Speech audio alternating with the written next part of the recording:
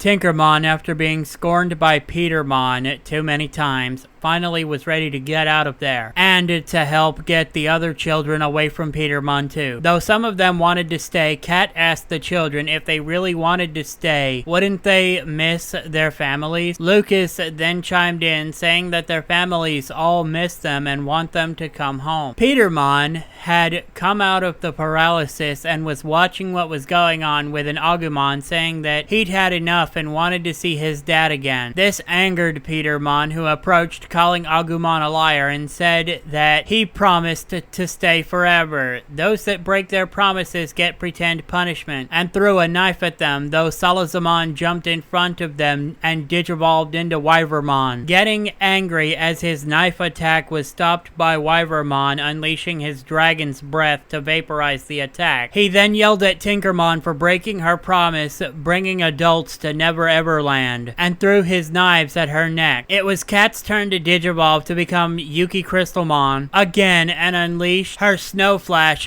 freezing the knives and shattering them to bits. Tinkermon looked up, seeing that Petermon would actually attack her like that, saying that Petermon actually tried to destroy her. Kat told her to hang back and they would handle Petermon, but Tinkermon was mad and flew towards Petermon, yelling about him actually trying to destroy her. And Kat called out to the little fairy Digimon as she and Tinkermon began glowing with a strange new energy. The energy was like a glowing light, as Tinkermon began growing larger and changing shape into a white-colored half-eagle, half-lion-like creature, calling herself Hippogriffomon. This did confuse the Digidestined, but Hippogriffomon told Petermon that he wouldn't be hurting them ever again and flew towards him, flapping their wings and unleashing an intense heat wave. The heat was slowing down Petermon as he was having a hard time breathing due to the air burning his lungs, and he tried to fight back, but the half-bird Digimon used her claws to slash at Petermon and knocked him back into a tree, making him drop there and to be unable to continue fighting due to his burning lungs and the impact of the claws and tree. Kat says that was awesome, as Hippogriffomon reverted back to Tinkermon, who looked confused, and says that was weird, but she sorta liked it. Wyvernmon asked if she needed to rest before helping get the children back to their families. She nodded and said after a snack she should be okay to help. They let Tinkermon rest for a bit, with Kat offering Tinkermon a candy bar from her bag, and after feeling better, the little fairy Digimon then sprinkled her dust over the children, and they all flew off back to the town where the adults were looking worried, as Baromon called out for all of them to come quick to the village entrance. The children were back. The adults rushed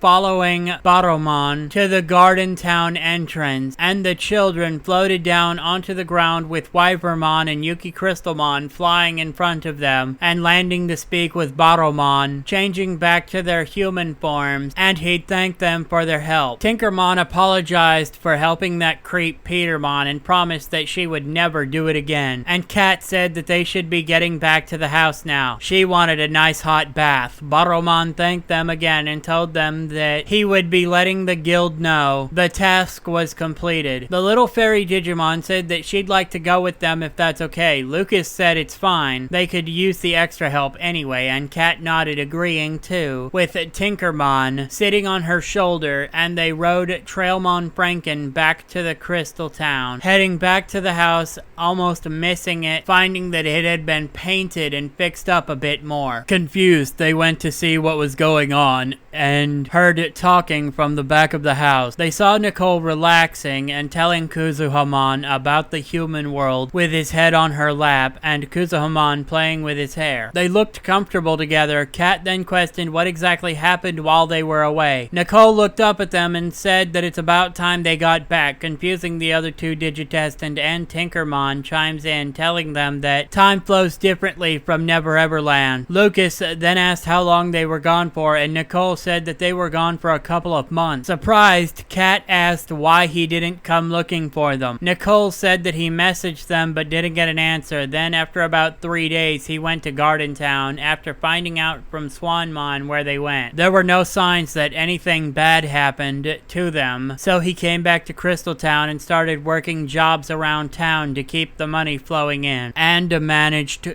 to stack enough to go up a rank. Kat says that she couldn't deal with that right now and just wanted to get a nice hot bath going on inside. Meanwhile, we cut back to Petermon waking up, coughing hard, and looking around freaking out about the children being gone, and a voice is saying that they failed to hold up their end of the deal. Petermon begged for a second chance, and the large being hidden in the shadows with the faint side of blue on their armor said that Yggdrasil does not allow failure before a glowing blade slashed the Digimon in green in half, destroying them and their data being absorbed before flying on off.